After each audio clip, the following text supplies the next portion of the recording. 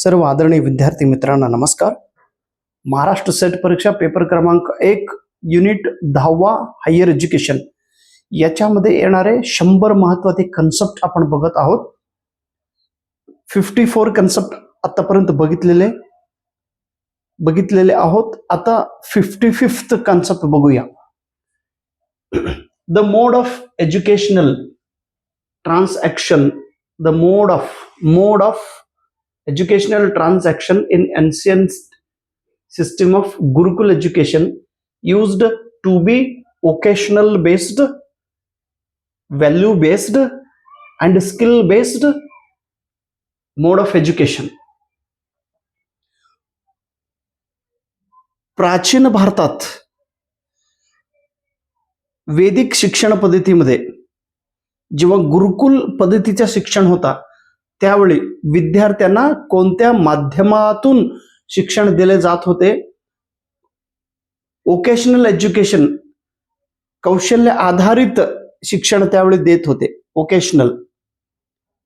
त्याच्याबरोबर value based,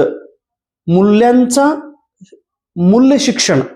occasional education, कौशल्य शिक्षण, कौशल्य आधारित शिक्षण, व्हॅल्यू एज्युकेशन आणि स्किल बेस्ड एज्युकेशन. विद्यार्थ्यांमध्ये काही कौशल्य आहे त्या कौशल्य वाढवण्यासाठी त्यावेळी सुद्धा ह्याचा वापर झालेला आहे. Occasional education, value education, skill based education ह्या तिन्ही प्रकारांचा एज्युकेशनचा वापर गुरुकुल सिस्टीम मध्ये झालेले आहे. विद्यापीठात अकॅडमिक काउन्सिल म्हणून एक डिपार्टमेंट असतो. Academic council is the highest academic decision making body of university. विद्यापीठात सर्वात हायेस्ट अकॅडमिक रिलेटेड डिसिजन कोणी घेत असेल तर अकॅडमिक काउन्सिल घेत असतात. In 1964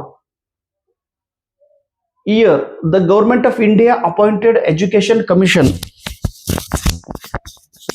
which is popularly known as Kothari commission. Bharat सरकारने 1964 मध्ये एक शिक्षणाचे आयोग निर्मिती केले. त्या आयोगाचं किंवा स्थापन केले. त्या आयोगाला आपण कोठारी कमिशन असे म्हणतो. नॅशनल एज्युकेशन डे, राष्ट्रीय शिक्षण दिवस. National education day is an annual observance in India to commemorate the birth anniversary of Maulana Abul Kalam Azad. Maulana Abul Kalam Azad हे स्वतंत्र भारताचे पहिले शिक्षण मंत्री होते. मौलाना अबुल कलाम आझाद 2008 पासून भारत देशात नोव्हेंबर 11 नोव्हेंबर 2008 पासून प्रत्येक वर्षी 11 नोव्हेंबर हा दिवस राष्ट्रीय शिक्षण दिवस म्हणून साजर करीत आहे. The following bodies are at present involved in accreditation of institutions of higher education. उच्च शिक्षण प्रणालीमध्ये 2 संस्था त्या सध्या मानांकन देण्यासाठी काम करीत आहेत. एक आहे नॅक, जे बेंगळुरूमध्ये आहे. आता नवीन एज्युकेशन पॉलिसीमध्ये सगळं डिझॉल्व्ह होणार आहे, सगळं कॅन्सल होणार आहे. दुसरं नवीन एक संस्था येणार आहे. तोपर्यंत हे आहे, ह्याच्याबद्दल माहिती घेऊ. National assessment and accreditation council आणि NBA, national board of accreditation. हे टेक्निकल इन्स्टिट्यूशन साठी इव्हॅल्युएशन करून त्यांना मानांकन देतात. हे युनिव्हर्सिटी आणि कॉलेजेस नॉन टेक्निकल साठी हे काम करीत आहे. NRCVE ह्याचा फुल फॉर्म आहे National Resource Centre for Value Education. National Resource Centre for Value Education आणि Janshala are not responsible for open university and distance education promotion of the country. आपल्या भारत देशात जे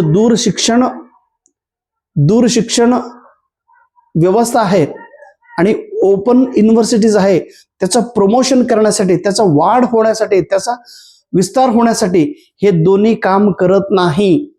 कोणकोणत्या जनशाला हे कम्युनिटी बेस्ड एज्युकेशन प्रोग्राम आहे भारत सरकारनं सुरू केलेले जनशाला कम्युनिटी बेस्ड एज्युकेशन सिस्टीम. आणि हे तर national Resource Centre for Value education, हे ओपन युनिव्हर्सिटी वाढ होण्यासाठी काम करत नाही, फक्त लोकांना शिक्षण देतात ते. परंतु FM रेडिओ, ज्ञानदर्शन आणि Eklavya TV channels are responsible for open university and distance education promotion of the country.